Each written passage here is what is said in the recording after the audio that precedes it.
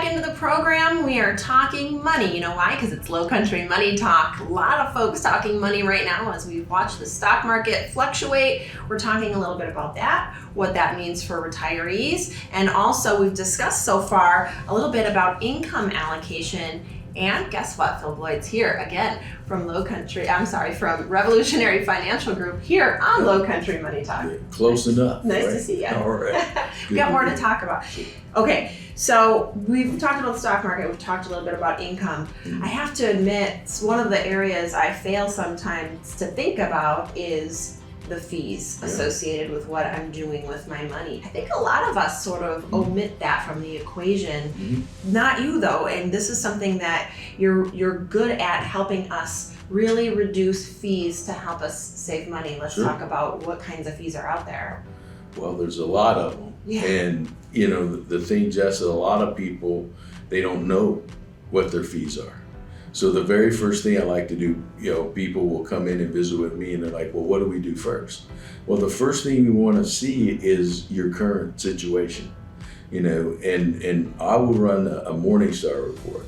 And a Morningstar report will kind of show me what's going on with your assets and how they compare against benchmarks and averages and all these things. But one of the other important factors of that report is it will tell me how much we're losing in expenses. So that's very important because your bucket has a hole in it. Right, absolutely. You know. There's a song about that. We don't want a hole in our bucket when we're talking money. Well, in this case, the hole in the bucket we're speaking of now would be expenses. So let me give an example. So a person comes in and I'll say, what are you paying in expenses? And even in their 401k, they would have expenses in what they're investing in, okay? And they are disclosed, but most people, you know, just look over that.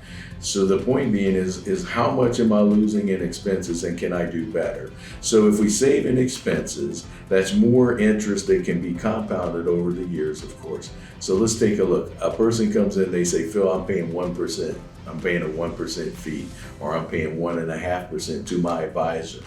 And I'm like, oh, okay, well, let's see what we've got going on. Usually the fee is determined on how much the advisor is managing. The more money that you have for the investment advisor, normally the lower the fee. Not always, but normally. So that's one thing. Now the other thing will determine the fee is what type of asset class or position does your investment advisor buy in your portfolio for you?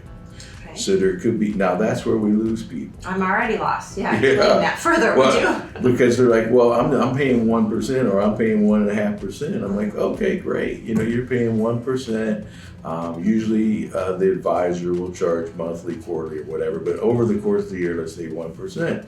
And that part's clear. You know, we understand that. We kind of know what we're getting into.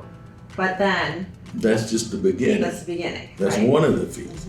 So then the next thing we have to do is take a look at that report I was speaking of and what is in the portfolio. Are there mutual funds?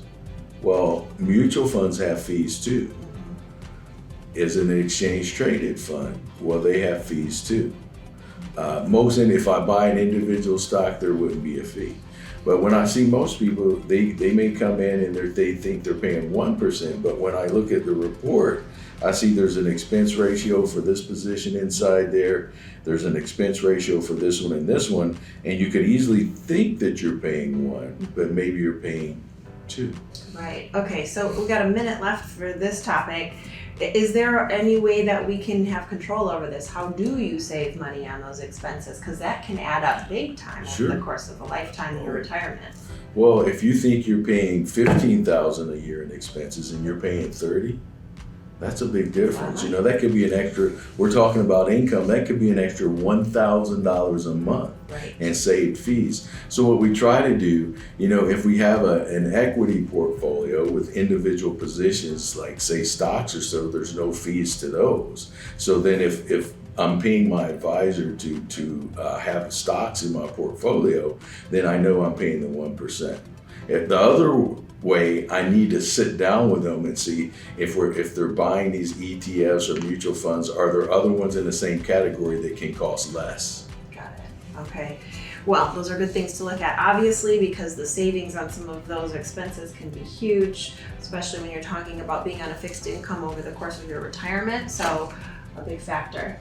All right, Phil, we've got more questions for you. We're going to talk more here on Lowcountry Money Talk, and we sure hope we see you on the other side of the break. We'll be right back.